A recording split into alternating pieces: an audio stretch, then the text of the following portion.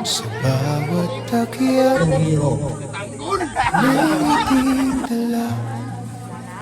Hangin ng bundok, kwento ng pag-asa. Sa mga mata ng mga bata, may liwanag pa, akyat aral.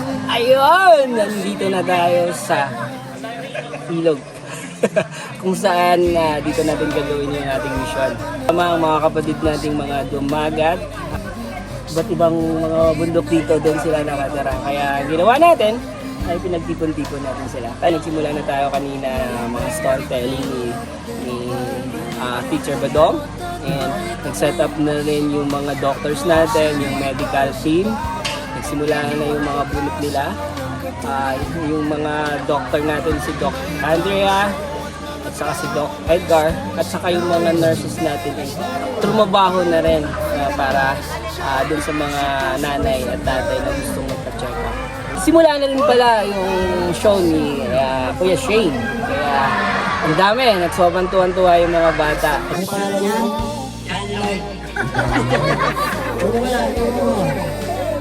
Ano ba sabi mo kay John Lloyd? Ay, ko sa kanya. Ano sa galit? Tinagaw niya yung pagkain ko. Kahit makulit yung bata, at least napasaya natin yung mga bata na nandito ngayon.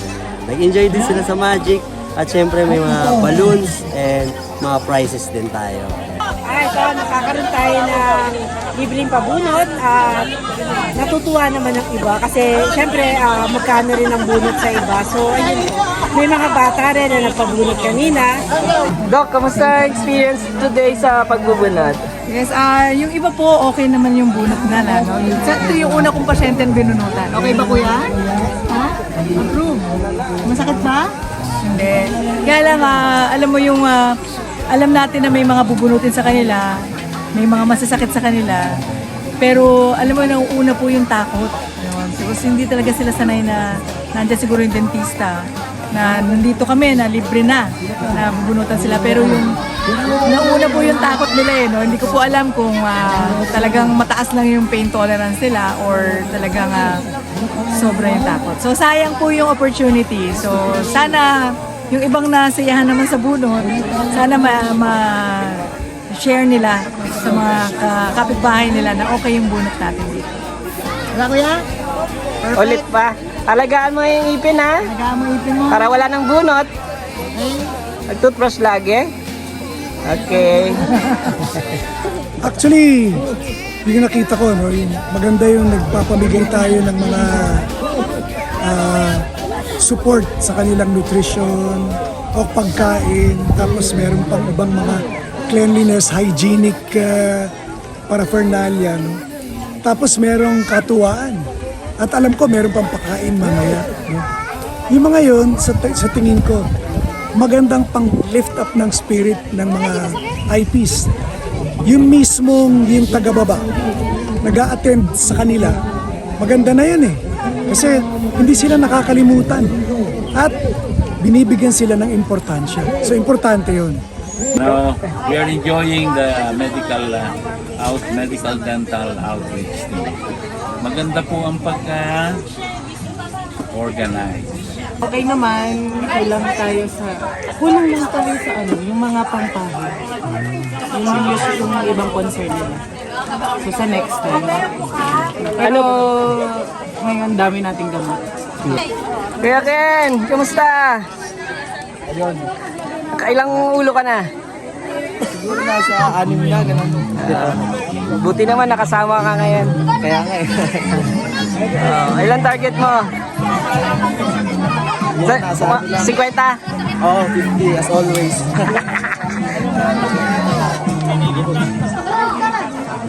Sobrang overwhelming at maganda yung advocacy ni Sir Albert talaga dito. Tsaka siguro next time mas madami pa kaming mabibigay na tulong no from our bosses na rin tsaka sa company.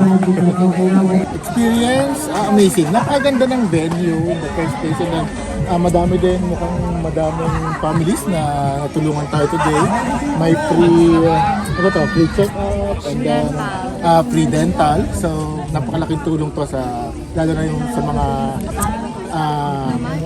Dumagat. So, malayo sila sa Kabiasman, syempre. So, malaking tulong sa kanila yung ginawa natin today. Tapos, I think napakaganda ng mga binigay natin na na food packs. Ayan, makikita naman sir. Ganda. Magandang project ngayon to ng Akyat Aral. Actually, ang dami na natin binigay. Mukhang papakinabangan ng community. Siguro, nasa isip ko. Baka malinis na tubig. Yun ang kailangan siguro dito. Hello po, good afternoon. So, bali, right now, we're here sa Kalikasan and then we're experiencing, since this is our first time, na-experience namin na gaano kasarap tumulong. Siyempre, kumbaga, we're not here also just to help others, but para magipakita din, siyempre, sa ibang tao, yung support natin, na kahit nasa malayo sila, nandito pa rin tayo to help them na kumbaga ma-reach nila, yes, kahit even the small things na may tutulong natin is na-appreciate nila. And then, we are happy kasi we're being part of Akyat Aral. And then, thank you syempre po sa pinaka-founder and then na binigay niya sa amin yung opportunity na ganito. It's my pleasure to join in Akyat Aral for 12 years in Philippines. All the time, thanks to all volunteers and all families. Especially thanks to the Korean donators. Keep on donate for the Akyat Aral event. Thank you very much. Sa mga sponsors, thank you. And ang daming natutulungan and ayun. So, yun lang. Sunod-sunod lang. Ay, tuloy-tuloy lang sana yung ganito. At ayun nga, patuloy pa rin kami sa aming misyon. Ngayon ay namamahagi na kami ng mga groceries sa bawat pamilya. Ayan, inuuna namin yung mga pamilyang nagsisimula pa lang, bagong asawa. And sabi nga nila, hindi pa daw sila nabibigyan ng biyaya doon sa barangay dahil wala pa yung pangalan nila sa listahan. So ngayon, sila muna inuna natin. Then lahat naman ay mabibigyan ng groceries. Tuloy pa rin kami. So far, okay naman sir, by God's grace. Maraming salamat sa kanya na eto sir, nakikita naman natin yung ambience sa paligid na napakasaya ng mga katutubong Dumagat sa umagang ito dahil ang Barangay Santo Niño ay naging number 1 para maging recipient muli ng Akyat Aral. Aasahan po namin yan, ipag-pray natin yan na sana. And ito yung isa, pangalawa, dapat mayroon pa susunod.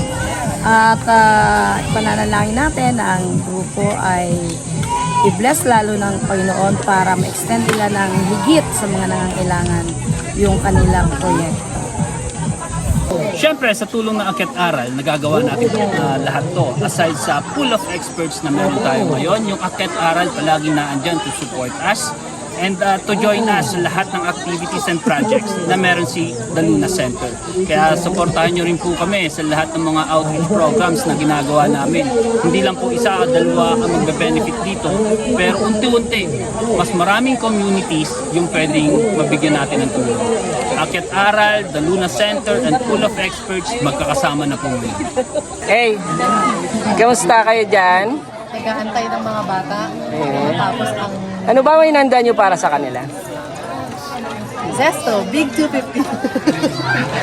And Paji Bar. Yan lang? Marami pa. Marami pa.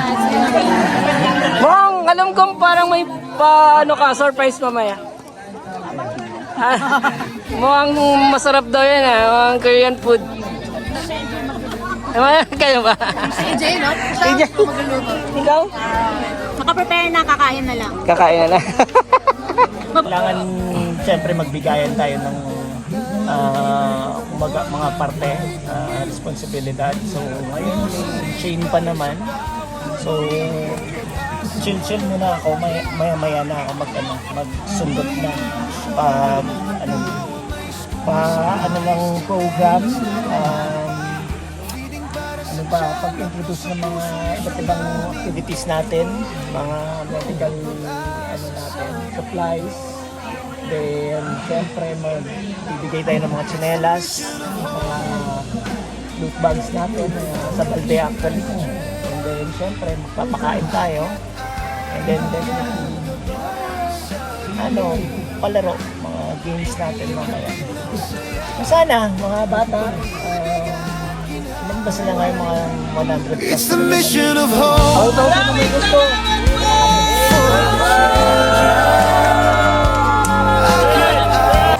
At ayun, natapos na namin yung activity. Mag 2 o'clock, nag-start kami ng 8 a.m. Naayon naman ng lahat. Sobrang ganda ng panahon. Lahat ay nakita natin talagang nag-contribute ang bawat volunteers mula sa mga nagluluto hanggang sa mga medical team, dental team. Lahat, pati yung clown natin ang saya at dami-dami natin napasaya. Kaya sa lahat po ng mga donors namin at mga volunteers na nag-contribute at nag-participate dito sa mission natin, sobra ganda. Ang ganda, ang dami natin napasaya mula sa mga bata hanggang sa mga magulang. Sa grocery, sobrang ang saya nila. Kaya salamat sa lahat. Salamat. And hanggang sa muli nating pagkikita. Hanggang sa muling misyon. Salamat! Bawat tanong ng bata nandiyan ang sagot, pag-asa at kabutihan. It's the mission of hope for the children. It's the mission of hope